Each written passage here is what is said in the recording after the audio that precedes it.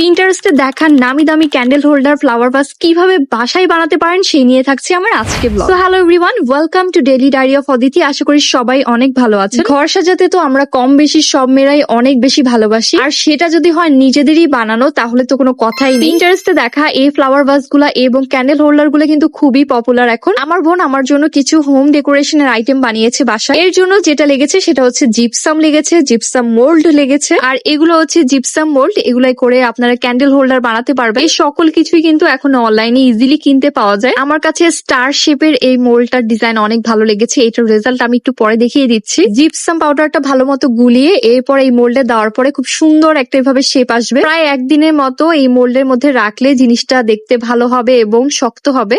এরপর রেডি হয়ে গেলে তোমরা এখানে মন মতো কালার করতে পারবা। বাসায় তেমন কোনো রং ছিল না, সো আমার বোন যেটা করেছে কাপড়ে দেওয়ার যে নীলটা আছে সেটা মিক্স করে দিয়েছে। মোল্ড আউট করার পরে কিন্তু এটা ভালো মতো শুকাতে হবে, তাছাড়া কিন্তু পুরো জিনিসটাই কাঁচা থেকে যাবে। স্টার শেপের যে প্লেটটা এটার মধ্যেও কিন্তু ক্যান্ডেল রাখা যাবে, আর এই গোল্ডেন কালারটা কিন্তু স্প্রে করা হয়েছে। তোমরা যদি ফুল প্রসেস দেখতে চাও আমি তাহলে এটা নিয়ে একটা আলাদা ব্লগ বানাবো। একটু দেখাও তো সবাইকে এগুলা এটা পয়েন্ট কে বানিয়েছে এগুলা।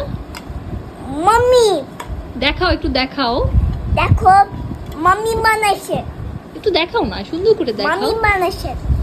সো আমাদের রাহিব আমি যাওয়ার পর বলছিল খালামুনি তোমার জন্য এগুলা মাম্মি বানিয়েছে, আর আমিও বাসায় আসার পরে এগুলা একটু সাজালাম ড্রয়িং রুমের মধ্যে। এগুলো আপনাদের ভ্যানিটি এরিয়াতে অথবা বেডরুমের সাইড টেবিলে, ড্রয়িং রুমের সব জায়গায় কিন্তু খুব সুন্দর করে সাজাতে পারবেন। আমার কাছে মনে হয়েছে প্রথমবার বানানো হিসাবে এটা খুবই সুন্দর করে বানাইছে। এই ধরনের ফ্লাওয়ার ভাস গুলোর মধ্যে নর্মালি কাশফুল রাখে, আর আমার কাছে আর্টিফিশিয়াল কাশফুল গুলা ছিল না, এই জন্য আমি এখানে অন্য ফ্লাওয়ার দিয়েছি। বাসায় আমার কাছে আরঙের কিছু ক্যান্ডেল ছিল, সো সেগুলো আমি ইউজ করেছি এখানে। তোমাদের কাছে কেমন লেগেছে বাসায় বানানো এই ফ্লাওয়ার ভাস এবং ক্যান্ডেল হোল্ডার গুলা অবশ্যই জানাবে। বানানোর যদি ফুল প্রসেসটাও তোমরা দেখতে চাও সেটাও জানাবে আমাকে, অবশ্যই আমি নেক্সট কোনো এক ব্লগে সেটাও শেয়ার করব। আজকে ব্লগটা এই পর্যন্তই, আশা করি তোমাদের কাছে ভালো লাগবে। ভালো লাগলে অবশ্যই ফ্রেন্ডস এন্ড ফ্যামিলির সাথে শেয়ার করবা। আল্লাহ হাফেজ।